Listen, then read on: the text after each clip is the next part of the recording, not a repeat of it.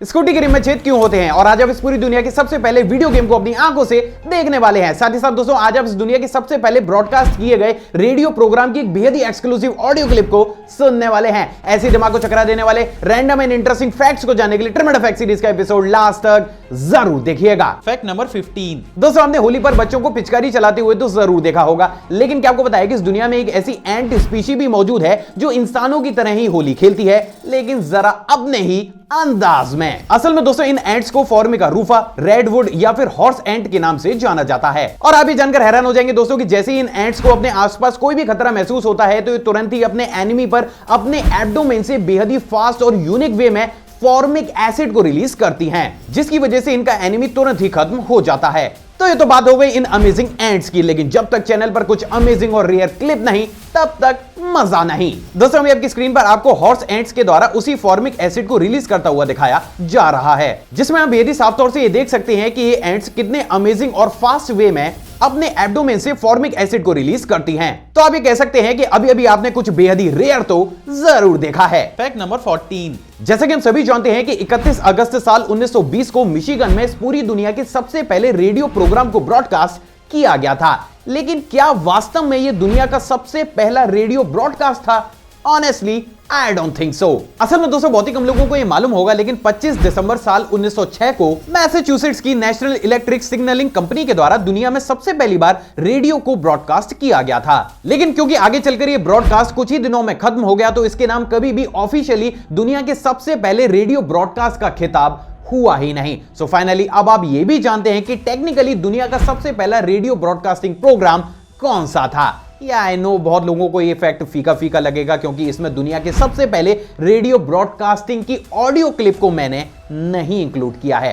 तो चलिए इस फैक्ट को भी थोड़ा सा मसालेदार बना देते हैं और सुनते हैं दुनिया के सबसे पहले रेडियो ब्रॉडकास्टिंग प्रोग्राम की एक बेहद ही एक्सक्लूसिव ऑडियो क्लिप को।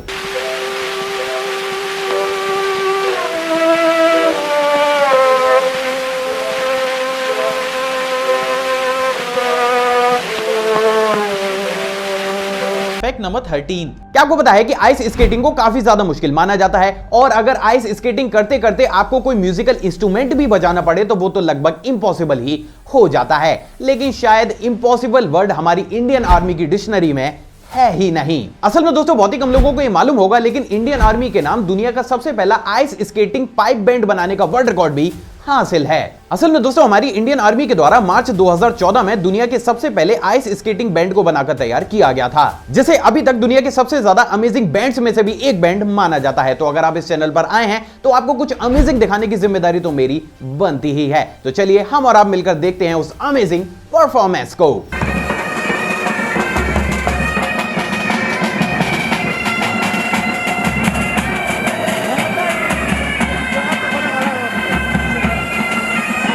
Fact number 12। क्या आपको पता है कि साल 1977 में की गई एक रिसर्च से बात पूरी तरीके से साफ हो चुकी है कि ब्लूगा व्हेल किसी भी इंसान की स्पीच को सुनकर उसकी एग्जैक्ट मिमिक्री करके उनके वर्ड्स को हूबहू दोहरा सकती है। लेकिन आखिर एक व्हेल ऐसा कैसे कर सकती है? असल में दोस्तों कोई भी ब्लूगा व्हेल किसी भी इंसानी स्पीच को एक रिदम या फिर एकॉस्टिक स्पेक्ट्रम में सुनती है। ये ठीक वैसा ही है जैसे हम किसी दूसरी लैंग्वेज के सॉन्ग को सुनकर उसके एक छोटे पार्ट के लिरिक्स को दोबारा दोहरा सकते हैं। अब जैसे ये एकॉस्टिक स्पेक्ट्रम व्हेल के ब्रेन में जाता है तो उसका ब्रेन ठीक उसी रिदम और उसी एकॉस्टिक स्पेक्ट्रम को दोहराने के लिए व्हेल के माउथ को कमांड देता है। अब यहाँ पे सबसे ज्यादा अमेजिंग बात यह है दोस्तों कि किसी भी ब्लूगा व्हेल की नेजल कैविटीज किसी भी वर्ड को बोलने के लिए ठीक वैसा ही प्रेशर लगाती हैं जैसा कि ह्यूमन कैविटीज लगाती है। साधारण शब्दों में किसी भी ब्लूगा व्हेल के शब्द को बोलने का मैकेनिज्म ह्यूमन मैकेनिज्म से काफी ज्यादा मिलता जुलता होता है, और यही वो कारण है जिसके चलते हुए ये व्हेल इतनी सटीक वे में किसी भी इंसानी स्पीच को दोहराती है कि कभी कभी स्कूबा डाइवर्स को यह भ्रम हो जाता है कि उनके पीछे कोई व्हेल नहीं बल्कि कोई इंसान ही स्विम कर रहा है। तो ये तो बात हो गई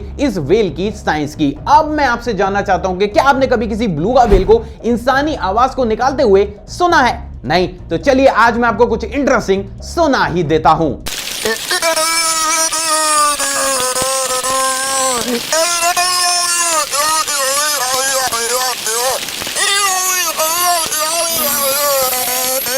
फैक्ट नंबर 11। दोस्तों इस सीरीज में हमने पंचरलेस टायर की पोल खोली थी, और उसी की तर्ज पर ही अगर आपको ट्यूबलेस टायर भी काफी ज्यादा एडवांस और फ्यूचर की टेक्नोलॉजी लगती है तो बिलीव मी आज मैं आपका एक और भ्रम तोड़ने वाला हूं। असल में दोस्तों बहुत ही कम लोगों को यह मालूम होगा, लेकिन इस पूरी दुनिया के सबसे पहले ट्यूबलेस टायर को साल 1956 में वेस्ट मिडलैंड्स में बनाकर तैयार किया गया था, जैसा कि अभी आप अपनी स्क्रीन पर देख ही सकते हैं। लेकिन क्योंकि उस समय ये टायर काफी ज्यादा कॉस्टली हुआ करते थे, तो अधिकतर लोग इन टायर्स का इस्तेमाल कभी कर ही नहीं पाए, और यही वो कारण था जिसके चलते हुए टेक्नोलॉजी कुछ ही समय में फ्लॉप हो गई। और आज प्रेजेंट डेट में हम इसी टेक्नोलॉजी और इवन सेम केमिकल्स का ही यूज करते हुए ट्यूबलेस टायर्स को काफी ज्यादा एडवांस और फ्यूचर की टेक्नोलॉजी बताकर लोगों के सामने पेश कर रहे हैं। तो एक बार फिर से वही हुआ जो हर बार होता है।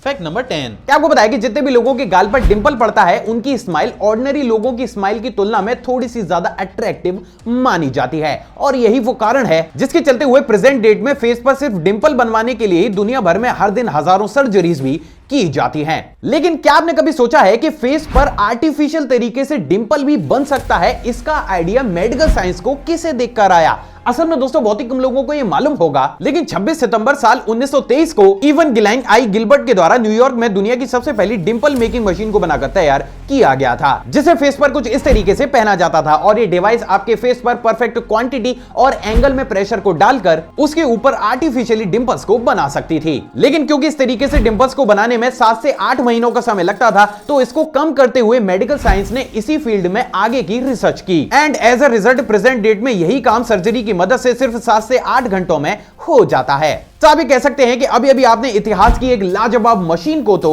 जरूर देखा है। Fact number 9। क्या आपको बताया कि साल 1993 से लेकर 2017 तक तुर्कमेनिस्तान में उनके सभी सिटीजन्स के लिए वाटर, गैस और इलेक्ट्रिसिटी पूरी ही तरीके से फ्री थी। ऐसा सिर्फ इसलिए था दोस्तों क्योंकि तुर्कमेनिस्तान में प्राकृतिक गैस का दुनिया का चौथा सबसे बड़ा भंडार है, जिसके चलते हुए वहां की गवर्नमेंट के द्वारा साल 1993 से ये सारी ही बुनियादी सुविधाएं वहां के सभी सिटीजन्स के लिए फ्री कर दी गई थी।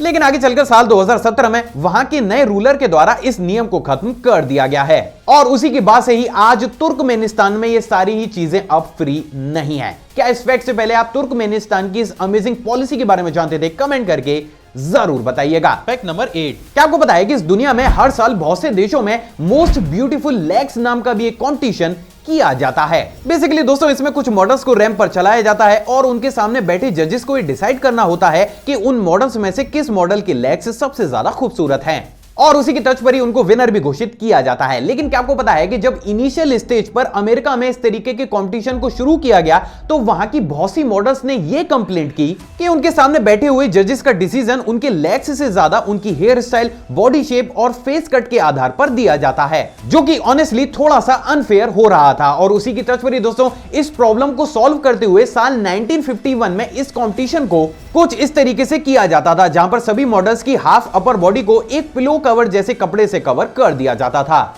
और उसके बाद जजेस को सिर्फ उनके लेग्स देखकर ये डिसीजन लेना पड़ता था कि वास्तव में उस टाइटल का असली हकदार कौन है। और यही वो कारण था जिसके चलते हुए इस कंपटीशन को दुनिया के सबसे ज्यादा अजीबोगरीब कॉम्पिटिशंस में से भी एक कॉम्पिटिशन माना जाता था। अजीब लेकिन सच। Fact number 7। दोस्तों आपने भी किसी लेक या फिर नदी को जमता हुआ तो जरूर देखा होगा। बेसिकली जब भी कोई भी लेक या फिर नदी जमती है तो उसका सरफेस हमें कुछ इस तरीके का व्हाइट या फिर धुंधला सा दिखाई देता है। बेसिकली ऐसा होता है लेक के पानी में मौजूद गंदगी या फिर फ्रीजिंग के समय पानी में बनने वाले एयर बबल्स के कारण। लेकिन क्या आपको पता है कि कभी कभी बेहद ही रेयर सिचुएशंस में ऐसी कंडीशन भी जनरेट हो जाती है कि लेक के बाहर और उसके पानी के टेम्परेचर का डिफरेंस काफी ज्यादा कम हो जाता है, जिसके चलते हुए अगर लेक का पानी पूरी ही तरीके से साफ है तो वो एकदम से जमने की बजाय धीरे धीरे जमता है, जिसको कि स्लो फ्रीजिंग के नाम से जाना जाता है। और दोस्तों स्लो फ्रीजिंग की कंडीशन में बनने वाले एयर बबल्स भी अपने आप ही लेक के ऊपर की तरफ आकर हवा में रिलीज हो जाते हैं, और उस लेक का पानी इतना ज्यादा क्लियर जमता है कि अगर उस कंडीशन में आप उसके ऊपर वॉक करें तो आपको ऐसा लगेगा कि मानो आपके पैरों के नीचे सिर्फ और सिर्फ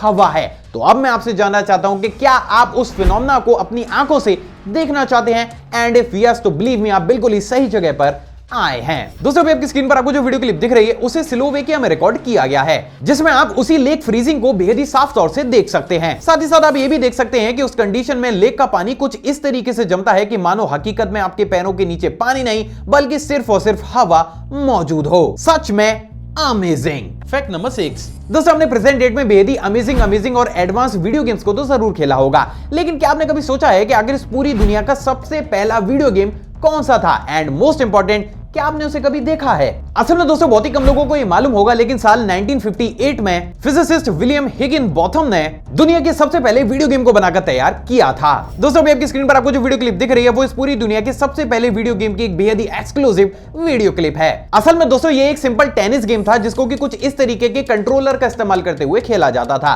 और आप ये जानकर हैरान हो जाएंगे कि उस समय ये गेम यूथ के बीच काफी ज्यादा बड़े स्केल पर भी फेमस हुआ था। तो आप ये कह सकते हैं कि अभी अभी आपने इस पूरी दुनिया के सबसे पहले वीडियो गेम के गेम प्ले को देखा है। Fact number 5। दोस्तों अभी आपकी स्क्रीन पर आपको जो पेंटिंग दिख रही है उसको इस पूरी दुनिया की सबसे ज्यादा अमेजिंग पेंटिंग्स में से भी एक पेंटिंग माना जाता है। खा गए ना धोखा। असल में दोस्तों ना ही ये कोई पेंटिंग है और ना ही इस इमेज को किसी भी तरीके से एडिट किया गया है। असल में दोस्तों ये नजारा है साउथर्न अफ्रीका की कंट्री नामीबिया के नेबिगनॉकफ्लुट पार्क का, जहां पर सुबह के कुछ सेलेक्टेड मिनट्स में एक ऐसा सिनेरियो बनता है जिसके चलते हुए sunlight in camel thorn trees के पीछे मौजूद रेत के पहाड़ पर गिरती है, जिसके चलते हुए वो पहाड़ कुछ इस तरीके से ग्लो करने लगता है। लेकिन दोस्तों उसी समय क्योंकि इन ट्रीज वाले पार्ट में काफी ज्यादा अंधेरा होता है तो ये ट्रीज हमें कुछ इस तरीके से बेहद ही यूनिक वे में दिखाई देने लगते हैं और यही चीज इस प्लेस और इस इमेज को काफी ज्यादा अमेजिंग भी बनाती है। तो आप ये कह सकते हैं कि अभी अभी आपने घर में बैठे बेहद ही खूबसूरत नेचुरल ब्यूटी को तो जरूर देखा है। Fact number 4।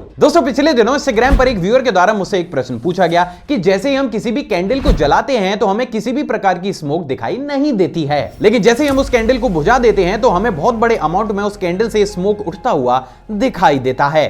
तो आखिर इसके पीछे की साइंस क्या है? असल में दोस्तों कोई भी कैंडल दो चीजों से मिलकर बनती है, पहला वैक्स और दूसरा विक। वैक्स किसी भी कैंडल की चारों तरफ कुछ इस तरीके से कलेक्ट होता है, जबकि विक थिन थ्रेड होता है जिसको हम किसी भी मैच बॉक्स या फिर लाइटर की सहायता से जलाते हैं। अब दोस्तों जैसे हम किसी भी कैंडल के विक को जलाते हैं तो विक और वैक्स के बीच एक कैपिलरी एक्शन होता है, जिसके चलते हुए कैंडल का वैक्स पिघलने के साथ साथ अपने अंदर से वेपर्स भी निकालने लगता है। लेकिन क्योंकि विक पर फ्लेम जल रही होती है तो वो वैक्स से उठने वाले वेपर्स को इवेपोरेट कर देती है और हमें जलती हुई कैंडल से कभी भी कुछ इस तरीके का डेंस स्मोक देखने को नहीं मिलता है। लेकिन जैसे ही किसी भी कैंडल को बुझाया जाता है तो उसकी विक का टेंपरेचर तुरंत ही कम होना शुरू हो जाता है, जिसकी वजह से कैंडल का विक कैंडल के वैक्स को प्रॉपर तरीके से हीट नहीं दे पाता है। और उस कंडीशन में जैसे ही उस वक्त विक से वैक्स की वेपर्स ऊपर उठती हैं तो उनका टेंपरेचर सडनली डिक्रीज हो जाता है और वही वेपर्स हमें कुछ इस तरीके का डेंस स्मोक बनाती हुई नजर आती हैं। सो फाइनली जिन्होंने इसको भेजा उनके साथ साथ आपको भी इसके पीछे की असली साइंस समझ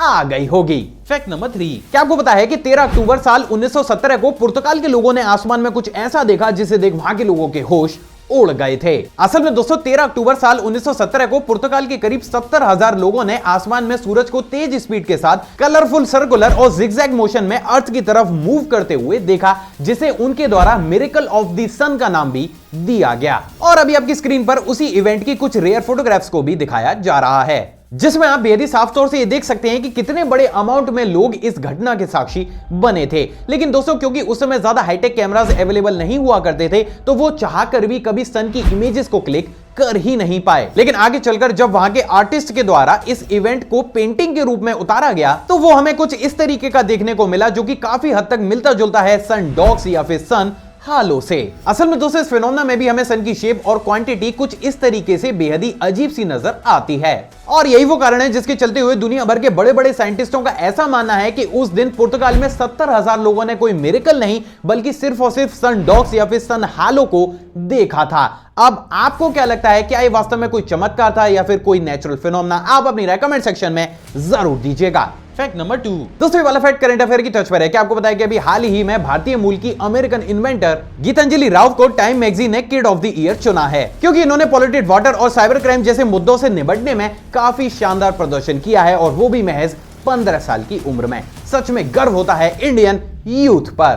फैक्ट नंबर 1। स्कूटी के रिम में ये छेद क्यों होते हैं? असल में दोस्तों इन होल्स को लग होल्स के नाम से जाना जाता है और बेसिकली इन होल्स के 3 काम होते हैं। पहला एयर फ्लो। जैसे कि हम सभी जानते हैं कि जब भी हम किसी भी व्हीकल को तेज स्पीड के साथ सड़क पर चलाते हैं तो हम हमारे आसपास की हवा को भी काटते हैं और यही वो कारण है जिसके चलते हुए हमें स्कूटी या फिर बाइक पर तेज हवा भी लगती है। अब दोस्तों अगर उस कंडीशन में किसी भी तेज चलती हुई स्कूटी या फिर बाइक से शार्प टर्न लिया जाए तो उस कंडीशन में एयर प्रेशर आपकी बॉडी पर लगने के साथ साथ आपके 2 व्हीलर के व्हील पर भी लगता है। अब अगर उस सिचुएशन में आपके व्हीकल की रिम में किसी भी प्रकार का कोई भी छेद नहीं होगा तो यहां पर सबसे बड़ी पॉसिबिलिटी ये जनरेट होगी कि वो हवा का प्रेशर शार्प टर्न की कंडीशन में आपके व्हील्स को एक तरफ से पुश करना शुरू कर दे, जिसकी वजह से आपके व्हीकल के व्हील पर काफी बड़े अमाउंट में प्रेशर लग सकता है, जिसके चलते हुए आपका मोड़ पर बैलेंस भी खराब हो सकता है, जो कि ऑनेस्टली कोई भी नहीं चाहता। अब दोस्तों बात अगर दूसरे कारण की जाए तो वो है आपके व्हीकल के माइलेज को बढ़ाना। असल में दोस्तों इन छोटे छोटे होल्स की वजह से स्कूटी के दोनों ही टायर्स का वेट काफी ज्यादा कम हो जाता है, और यह बात पूरी तरीके से साफ है कि आपके व्हीकल के टायर्स का वेट जितना ज्यादा कम होगा आपके व्हीकल का माइलेज भी उतना ही ज्यादा होगा। अब दोस्तों बात अगर तीसरी चीज की जाए तो वो है कॉस्ट कटिंग। आई नो बहुत लोग बोलेंगे कि भाई इन छोटे छोटे होल्स को करके कंपनी आखिर कितने रुपयों को बचा सकती है, लेकिन जरा सोचिए कि जिस कंपनी में हर दिन हजारों की तादाद में गाड़ियां मैन्युफैक्चर हो रही हों, उनके लिए सिर्फ 1 या 2 रुपए पर व्हीकल बचाना ही काफी बड़ी बात होती है। और यही वो कारण है जिसके चलते हुए ऑलमोस्ट सभी कार्स में भी हमें इन तरीके के होल्स देखने को मिलते हैं, लेकिन वहां पर उनका काम बैलेंस की जगह उस कार के ब्रेक्स को ठंडा करना होता है। तो फाइनली अब आप ये भी जानते हैं कि स्कूटी की रिम में इन तरीके के होल्स को क्यों किया जाता है। आई होप दोस्तों आज की वीडियो आपको नॉलेजेबल लगी होगी। अगर आपको वीडियो पसंद आई तो इस वीडियो को दिल खोल कर लाइक, शेयर और कमेंट जरूर कीजिएगा। आप चाहें तो मुझे इंस्टाग्राम पर भी फॉलो कर सकते हैं, वहां भी मैं शॉर्ट फैक्ट्स और बैक स्टेज मूवमेंट्स को टाइम टू टाइम शेयर करता रहता हूं, जिसका लिंक आपको स्क्रीन पर या फिर डिस्क्रिप्शन बॉक्स में मिल जाएगा। एक और फैश कमाल वीडियो में आप सभी से दोबारा मुलाकात होगी दोस्तों। जय हिंद।